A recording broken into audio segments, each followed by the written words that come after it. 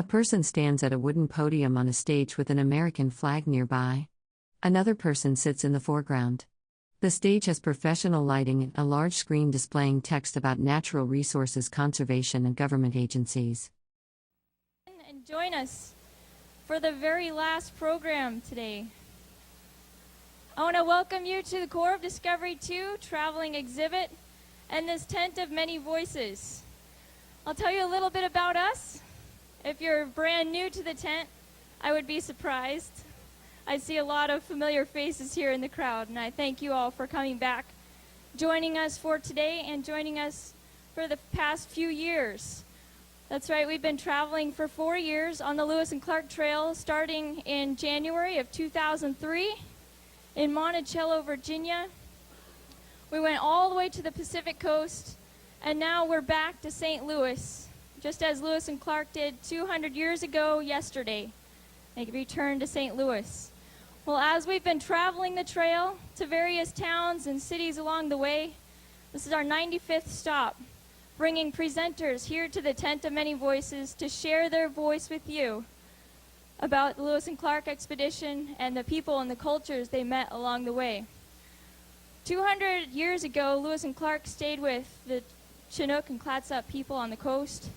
And with us today is a very special presenter. He's the chief of the Chinook people, and he was our very first presenter in the Tent of Many Voices 3.5 years ago in Monticello, Virginia. His name is Cliff Snyder, Chief Cliff Snyder, or Gray Wolf, and it would be my honor if you guys would give him the biggest round of applause and welcome him to the tent.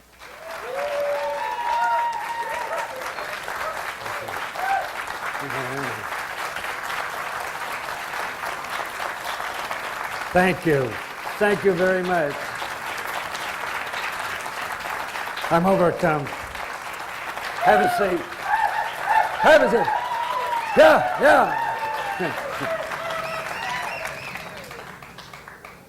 So how are you, everybody?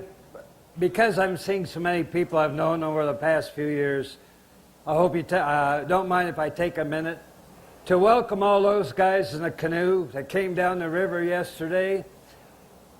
Captain Clark and his whole crew, what a marvelous landing down there, what a great celebration.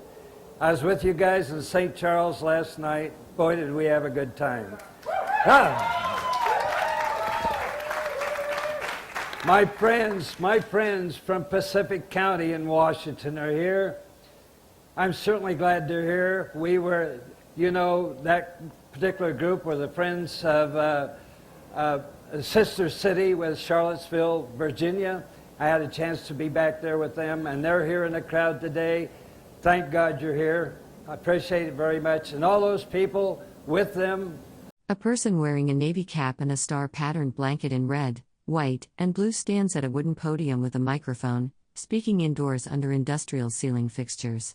From Pacific County down on the coast at the end of the trail. I want to make sure that I recognize that you're here. I also want to recognize my chairman is here, my vice chairman is here, there's some Chinook Indians here, I have some Clatsop Indians here. They're all back here from our particular native land, and I'm sure glad they made this trip out here to the Mississippi River. I'll try and get going. Now the speaker before me, I'm having trouble with this, the speaker before me is so good that he doesn't need a note. I've got pages of notes because I'm about 30 years older than he is. I'm 80 years old now, and I have to kind of look down once in a while, if you don't mind. If I get lost, just wait a few minutes and I'll catch up with you. This, I know I'm going to forget some people, like try to catch up with Terry last night. I know the people who are taking pictures and everything. If I've forgotten you, I'm sorry. I'll meet you out back and we'll talk it over. But anyway, I'm going to mention some other people in the crowd later on, people that had something to do with the beginning of this trail. This is the end of the trail. What a wonderful day the Great Spirit gave us to have this final occasion. No rain, We hear about rain all the time from these people who work here. But today, look at it. Sun's out, nice calm day. Lewis and Clark, on their return, met at the Yellowstone and Missouri rivers. And they began the final leg of their trip back.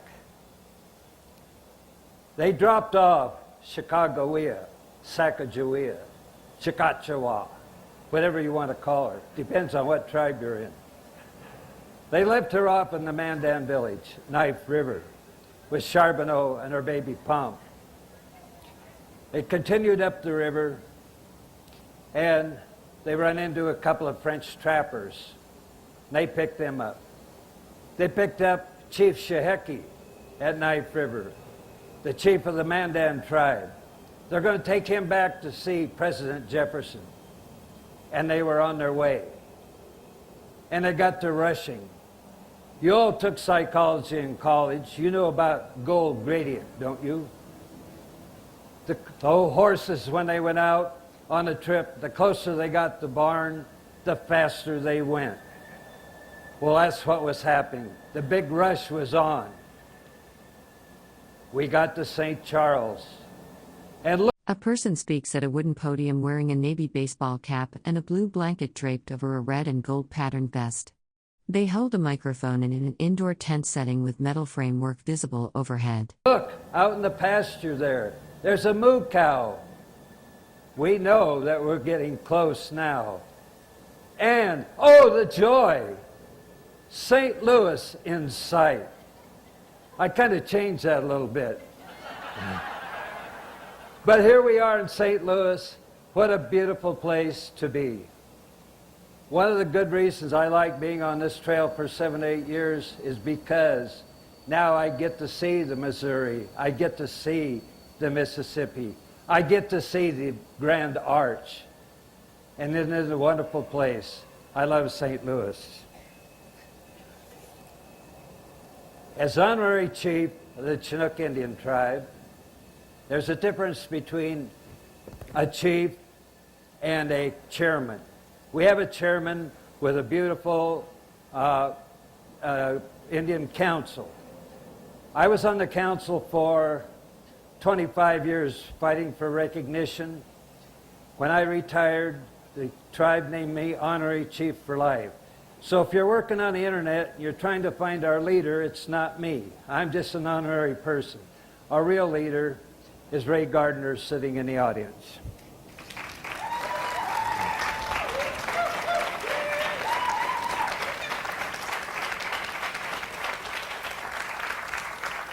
Today, we have come full circle, and it's time for everybody to celebrate. I distinctly remember when I first began. I was in partnership with the United States Fish and Wildlife, and we were having a meeting in Lewiston, Idaho. And we just had to introduce ourselves as we went around the table. There were probably 50, 60 people in this big round table. And they were discussing what we were going to do on the Lewis and Clark celebration, which was coming up. And I was just there merely as an associate. When I got around to me and I introduced myself as a Chinook Indian, a member of an unrecognized tribe in the United States of America, everybody kind of looked at me. Rod Arrowhite was next to me, Lemmy Shoshone. He says, we are also not recognized by the United States government. Who makes those decisions? It's not made by Congress. It's not made by executive order of the president, but somebody in the BIA, and nobody will take the blame for it. And that's why we were there. We're just talking about other things. The next day they had another meeting. A person wearing a dark cap, beaded necklace, and a red and blue geometric patterned vest stands at a wooden podium with a microphone, speaking indoors under metal framework and lighting. Meeting, the same thing happened. They got around to me and I said, I can't see that we should be calling this a celebration. and the word started moving around. And the Indians felt that we couldn't celebrate the Caucasians taking the land from us. And by vote, they started to call it the commemoration. And that still stands to this day. I was proud to be part of that. The second part of it was the unrecognized Indian. Here are all these Indians sitting around, they're unrecognized. What are they doing here? You remember what people were saying, you know, Indians should have equal rights in anything that's happening here. And so they decided to include all Indians on the trail, whether they're recognized or not. Out of that meeting was about 7 or 8 years ago, I can't tell you exactly. But what a wonderful feeling to see that's still happening today. And then when Gerard Baker came in, and he started talking about what the Indians are going to do on the trail, he says, we are not going to be we're not going to be involved in this unless we have equal rights. We don't want to be looked down on as second-grade citizens. And Gerard Baker is still my hero today for saying that. Give that big guy a big hand.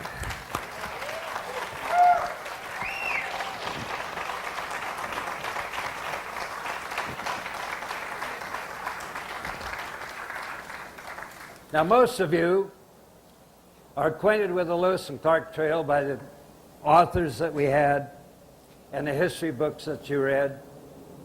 And I bet you 99% of you know more about the journals than I do. I know a little bit about what the Indians thought. And sometimes my thoughts are quite different than the history books, because I've been talking to Indian leaders for 8 years. They're telling me these little legends that aren't even written down. In the beginning, our third president of the United States, which, by the way, was born in England, President Jefferson, made the deal of the century by purchasing all the land that was to be all the way to the Rocky Mountains, doubling the size of America. He paid, what? $15 million, 18 cents a square mile for all that land. Wait a minute. Am I missing something here? Who's living on? A person stands at a wooden podium wearing a blue jacket, red and gold geometric patterned vest, and a cap with an eagle emblem. They're speaking into a microphone under a tent structure with industrial lighting visible overhead. On that land out there. Are the French living out there? Did Napoleon really own that land? Now, the Indians felt this way. And the land was not owned by anybody. We belong to the land. And if any of you guys out there are part Indian, have Indian heritage, you know what I'm talking about. We could not buy and sell the land. It was not for sale. We belong to the land. So I just want everybody to know where they got the land from and what they paid for it and who really lived on the land. Maybe I have a little favoritism there. I don't know.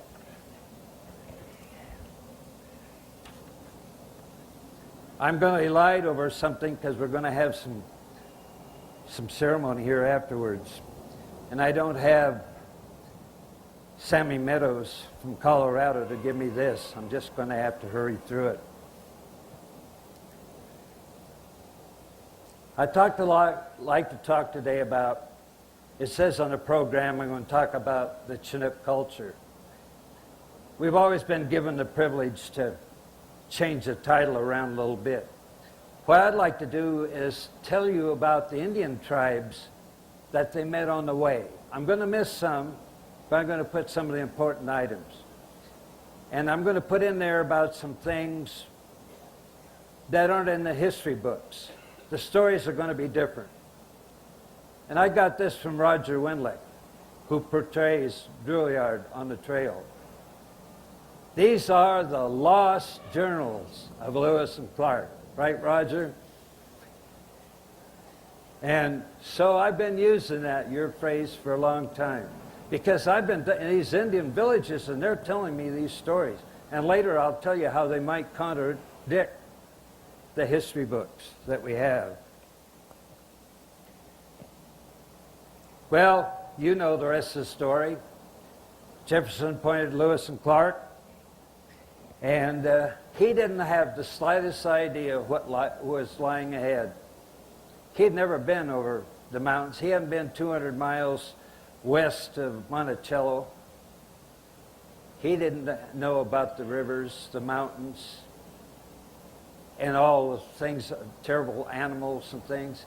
And above all, he didn't know a thing about those wild Indians that were out there.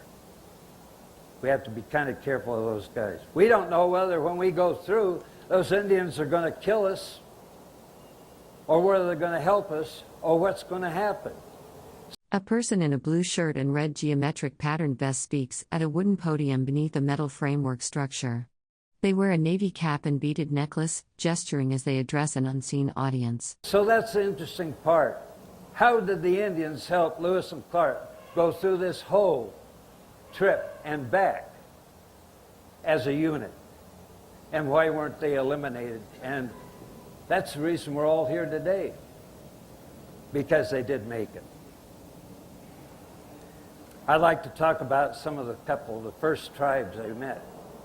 You know all the things they went through about going through France and when they could leave St. Louis and all that kind of thing.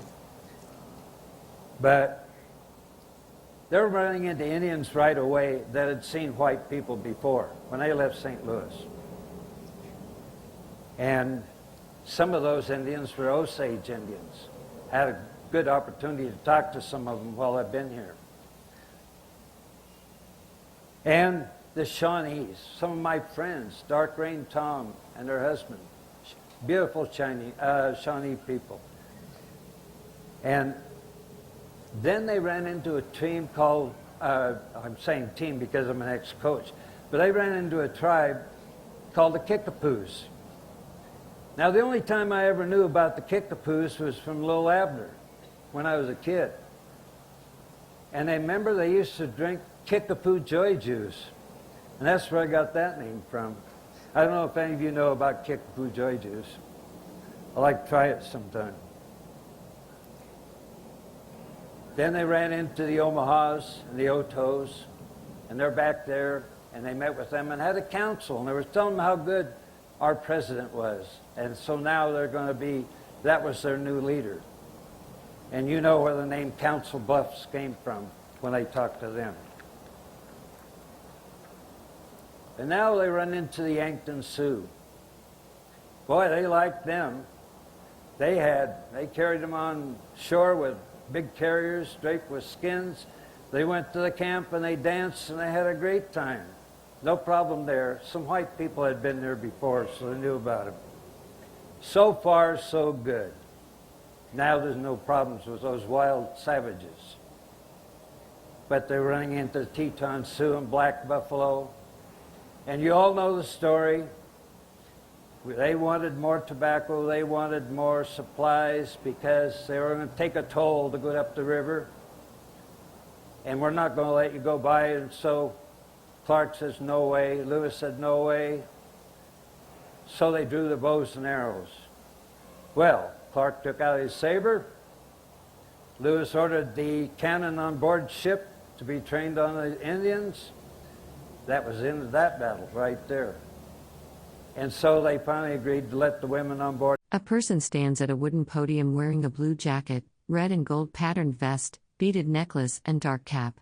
They are speaking into a microphone in what appears to be an indoor tent venue with metal framework visible overhead. The keelboat and take a small trip with them, and they proceeded on, is the way I put it.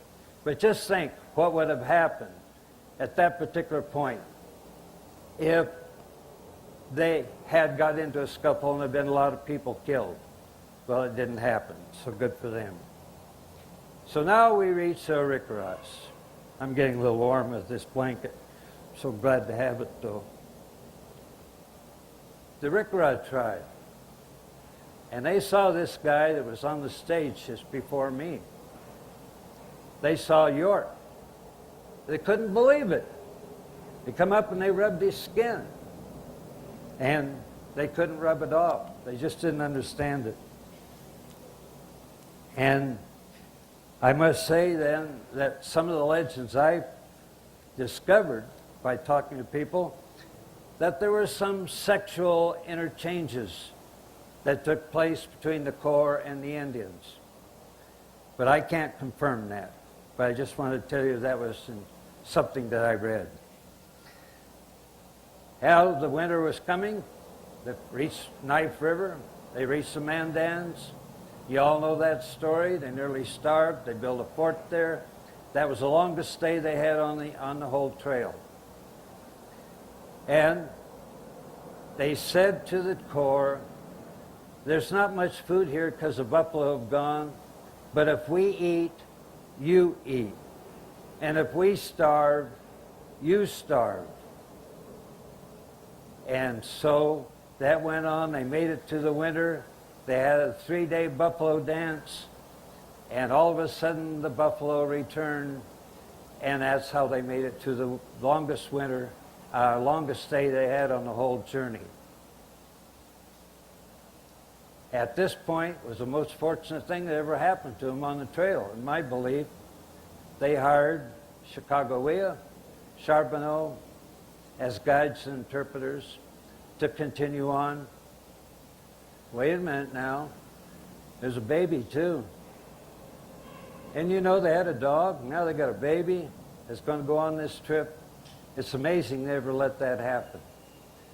But what they did is they told them all what was going to befall them on the trail ahead, about the huge falls that were several miles up the river.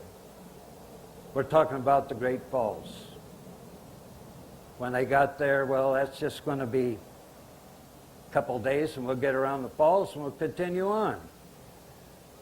You people who read all the journals know it was almost a month by the time they got around. Where were those doggone Indians when they needed them? A person stands at a wooden podium wearing a blue jacket, red and gold patterned vest, and a dark cap with a feather. They hold a microphone, speaking indoors under metal framework and lighting. Where were the Gros Ventres? They were up in the hills. They were watching them the whole time. But they were suspicious, and they didn't want to come down and get killed. But anyway, the crew made it on their own and passed on.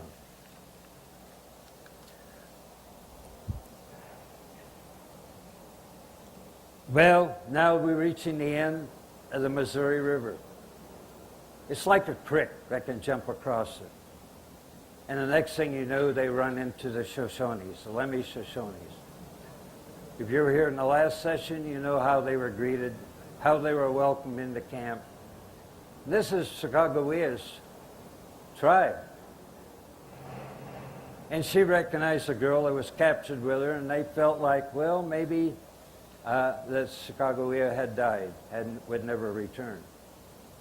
And then, of course, you heard about the meeting with her brother, Kamiawait, and so they hugged each other. Well, that's a good end. There's going to be a good chance we can do some trading now that they know each other. In one of the sessions, they say that a brother wasn't necessarily a brother, but it was just someone like a cousin or something like that. So I can't be definite whether it was a real, actual brother or not. Well, how are they going to trade now? We got no more water. That's the end of the water passage. We got to go over some mountains to get to the Pacific. We need horses. Well, you've got horses. Well, how did they trade with the Shoshone Indians? Very simple. Lewis talked to Labiche in English. Labiche talked in French to Charbonneau.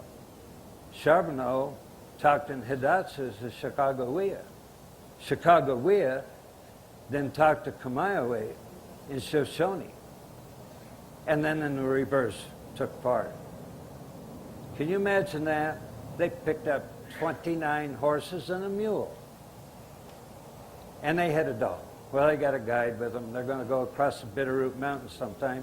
But they run into the Flathead Indians. The Flathead Indians received them very warmly. Some of the horses were giving out, so they gave them some fresh horses, 7 or 8 of them, and some of them were colts. And then they went over the Bitterroos. Boy, there was a place, that was probably one of the worst places on the whole trail. And how they got across, I don't know. They nearly starved to death. They had to eat some of the colts. But they finally made it. Nearly starved and made the way up prairie on the Clearwater River.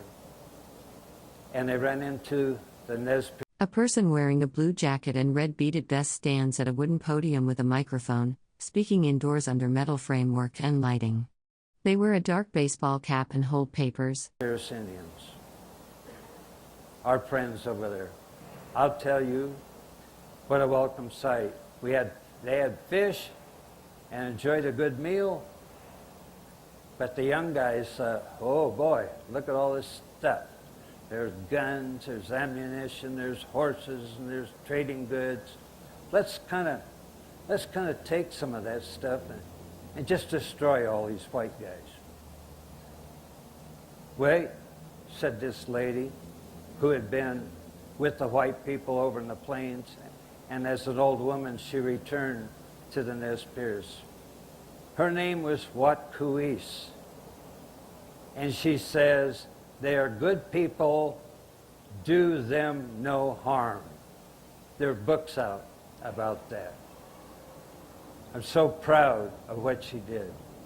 And so the Nez Percé decided to let them go.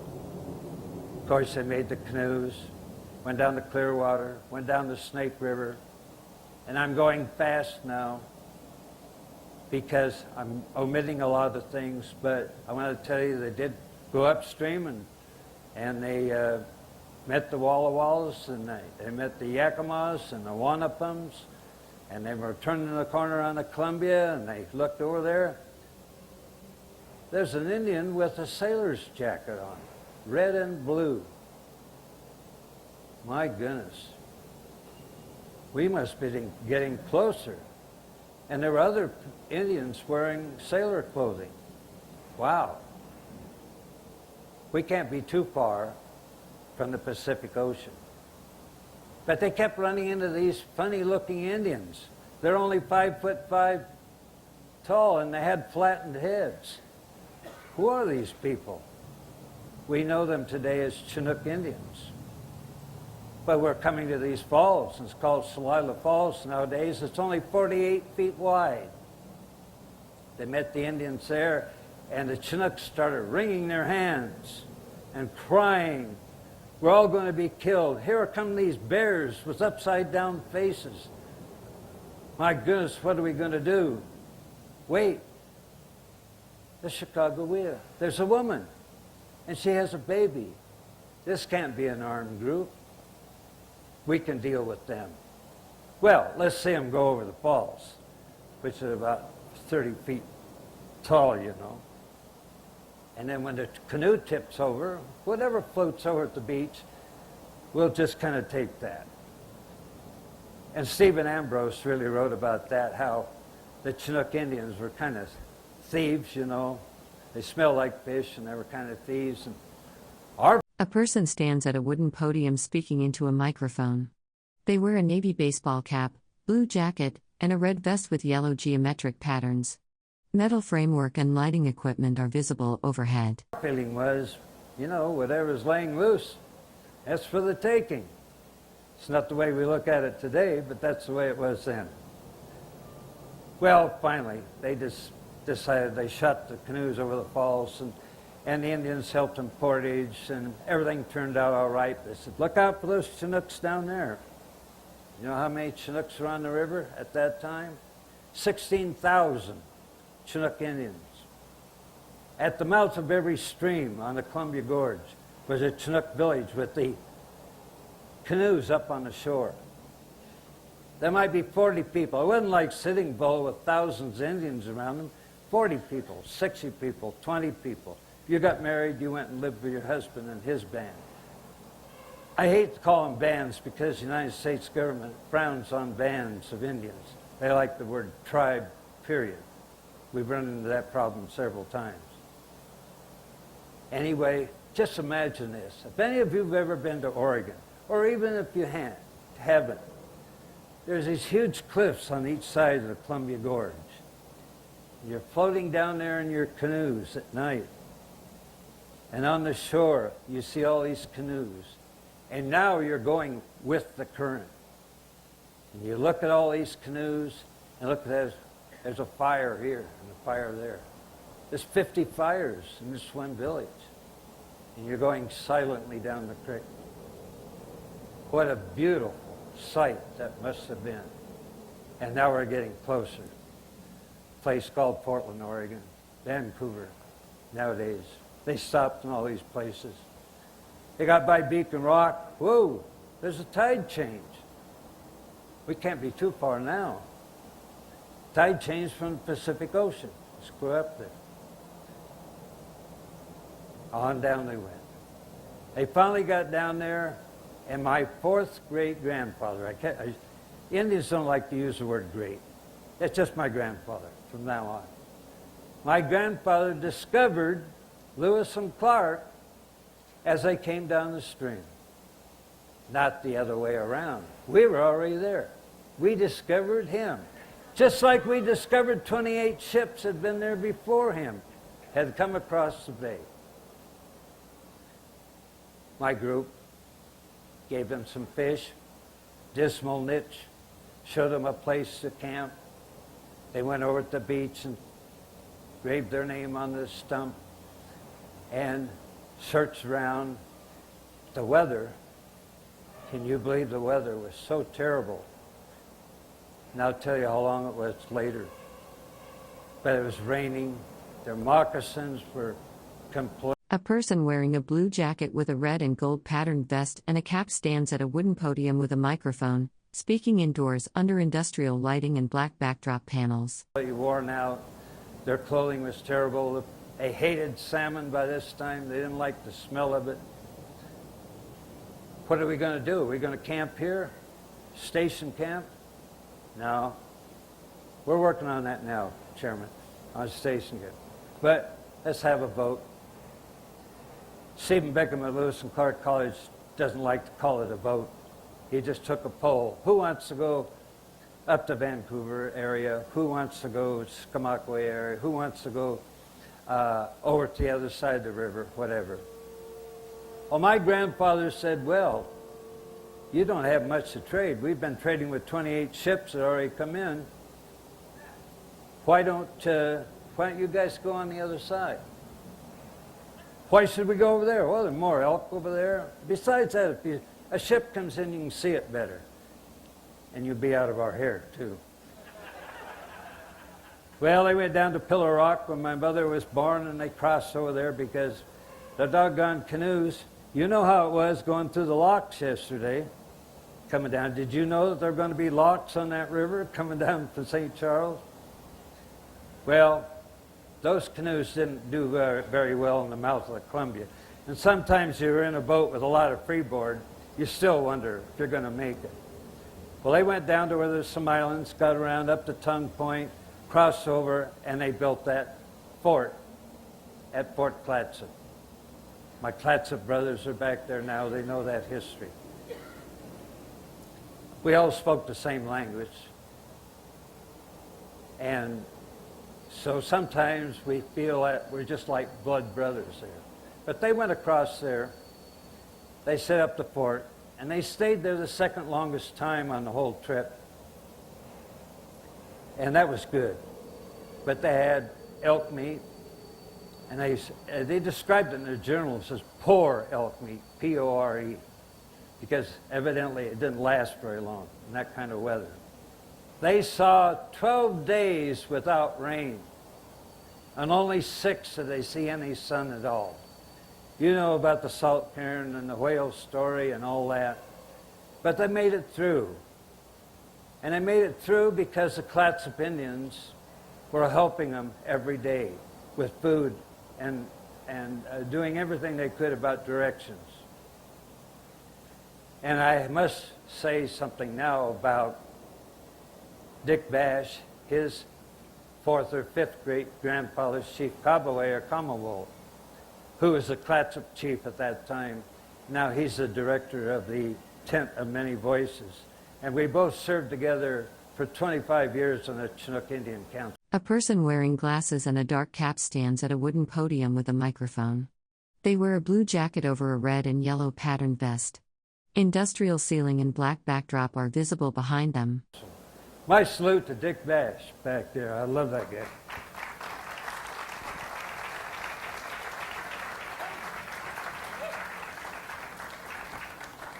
On the way now, I have to check my notes, see where I am.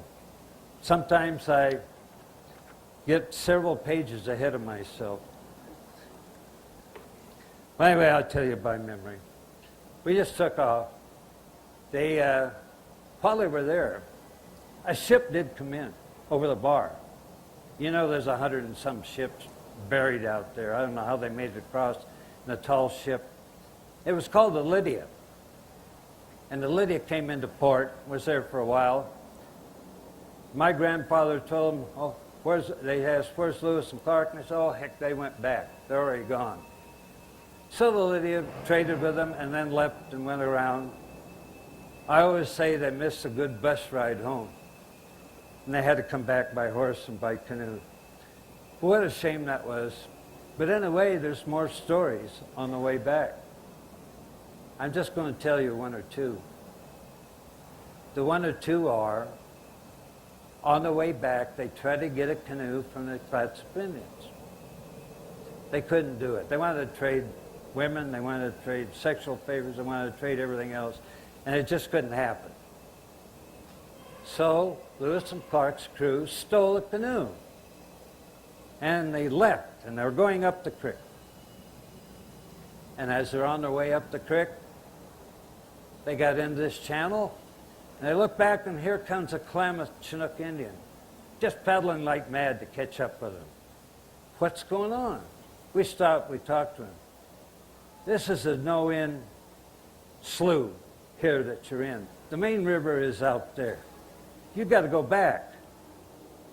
And by the way, that's my canoe that you have. You stole my canoe.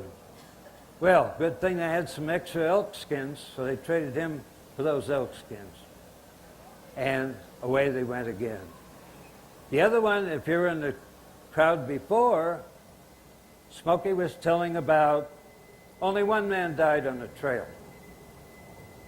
And that's a story that I learned by legend from the Blackfeet tribe. The Piegans, young, I imagine young boys, you know, probably 15 to 23, something like that, camped with Lewis and Clark that night. And they slept with them, they got medals, they got the American flag. But early in the morning, they started to take off. And they were stealing their guns. And they were A person in a blue jacket and red beaded vest stands at a wooden podium with a microphone, wearing a dark cap. They are speaking under a tent structure with industrial lighting and black backdrop panels visible behind them. stealing their horses, and they're taking off with them. Uh-oh. So I think it was not Floyd, but it was one of the guys, and I'll think of his name in a second after I'm done. But anyway, Fields shot one, and he got his step back. And Lewis ran after one, and he stabbed him.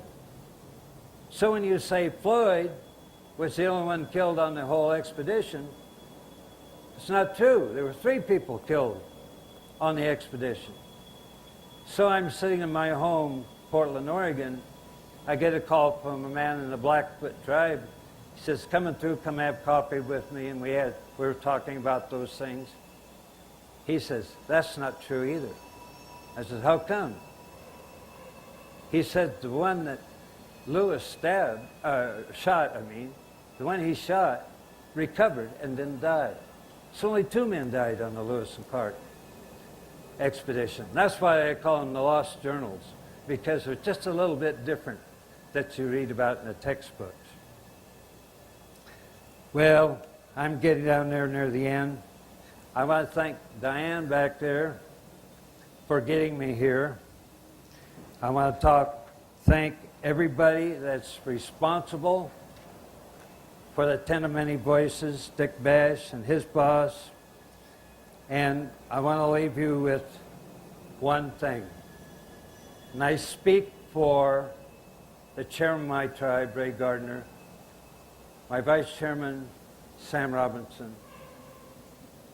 I want to speak for them and say, don't forget the 7 Chinook directions.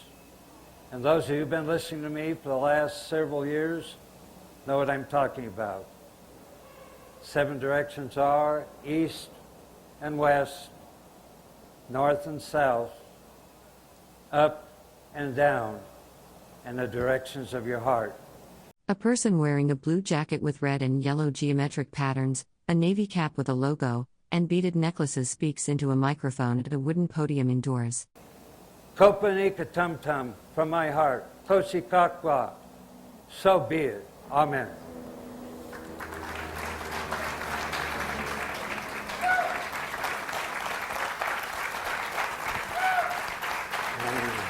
Thank you.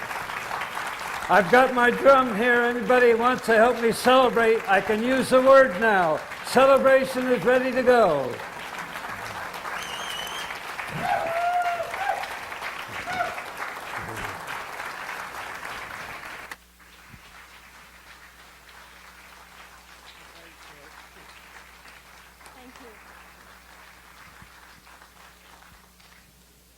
If you have any questions for Chief Snyder, you're welcome to raise your hand. I do have some colleagues out there with some microphones, and Chief Snyder can take your questions. So go ahead and put your hands up if you have a question. There's a guy. Come on up here. In the back, Amy? Yeah, I'll repeat it.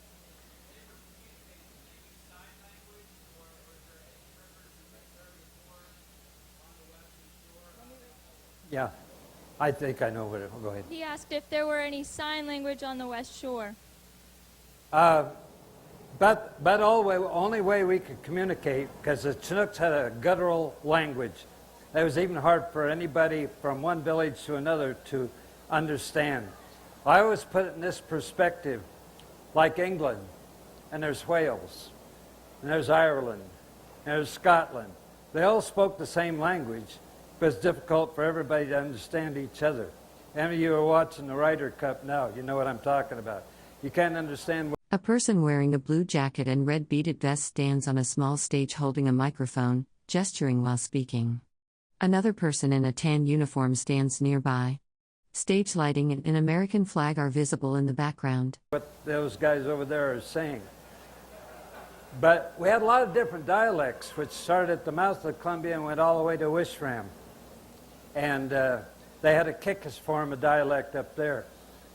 The only way I can figure out that they even communicated, because that language, even Chicagoia didn't understand.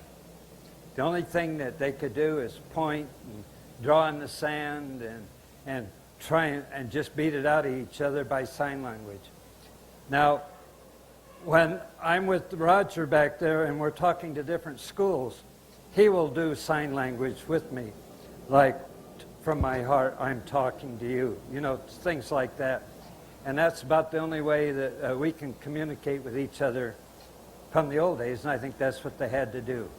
Like, this would be me, I'm talking to you, and which direction are we going, that sort of thing.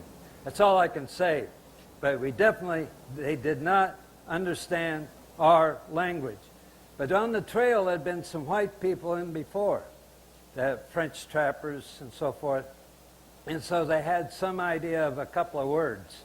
They might throw that in the meantime. Any other questions? I have a drum up here. And I'm going to set this down. And when I'm talking to the kids in the school, I also work for the Confluence group with Maya Lin out of New York that did the Vietnam Wall. So I'm talking to a lot of schools all the time. Grade schools, high schools, colleges, all that. And I always let the kids play the drum. So I have it here and I can pass it around if you guys... A person wearing a blue and red vest and a cap holds a drum with a mallet in an indoor setting with stage lights and an American flag visible in the background. Want to beat on a Chinook drum? I'd love to have you do it. This gentleman here I know would like to do it. Take this and that. Anybody else? Any of my girlfriends out there? I want to thank all of you for coming out. I just wanted to mention, I know that all of the Rangers would agree with me in saying that our family is sitting right here. All of you are family to us. You've been traveling with us over the years. A person in a tan shirt and straw hat stands at a podium on a small stage, holding an American flag. Another person in a blue jacket and cap stands nearby. Lighting rigs and a black backdrop are visible above. You're very close and dear to our hearts, so I'm very glad to see you here for our very last presentation in the Tent of Many Voices. Before I get too far, I would like you to give one big round of applause for our last presenter, Chief Snyder. Thank you. Thank you.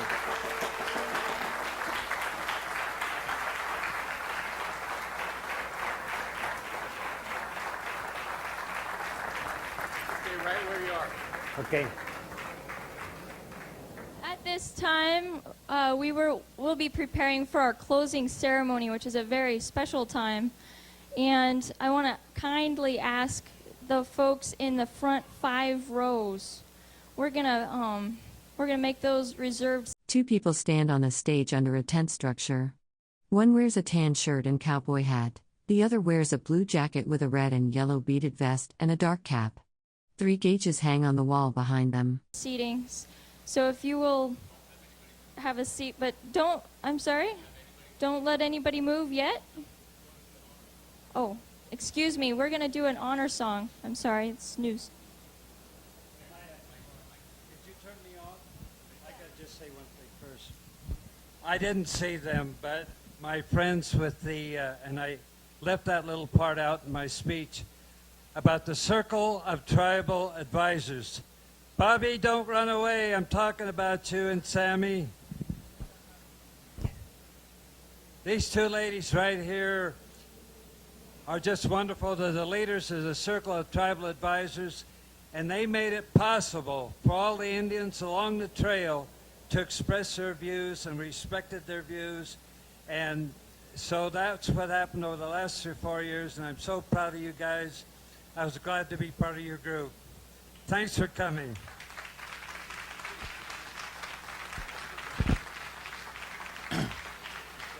And Diane. A person in a red and blue jacket stands at a podium on a small stage. 2 people in tan and green jackets sit in the front row below. An American flag is visible on the right side of the stage. You can come up here too, as the chair of the Clatsops. Close Cloudy Telecoms. Kanawai Naika King Chachawawa Jeff Painter. Naika Lalang Pe Chinook Pe Max Luz. Laket Quil Kilapian Kulti. I'm Jeff Painter. I'm one of the cultural resource specialists of the Clatsop tribe. And this is our chairman and vice chair.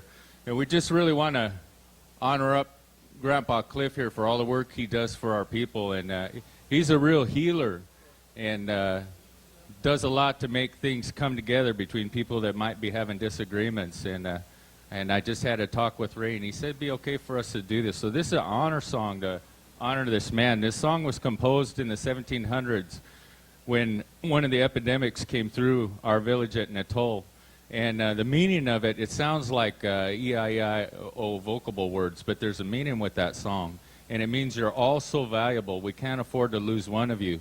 And that is directed at that grandpa over there, but also to each and every one of you that's witnessed this journey, you know, the talks today. You'll take that back to your community, whatever culture that you're from. You're all very important. You're all witnessed something here today.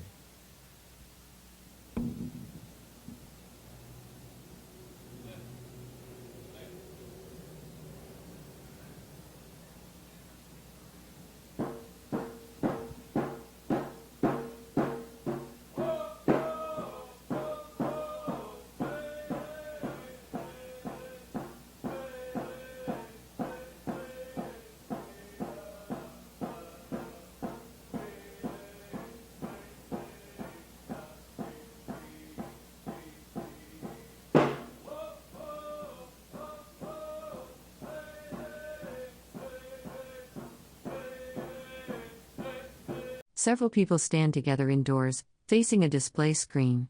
One person wears a green jacket, another wears a beaded vest and headpiece, and another holds a woven basket. A person on the screen appears to be speaking to the group.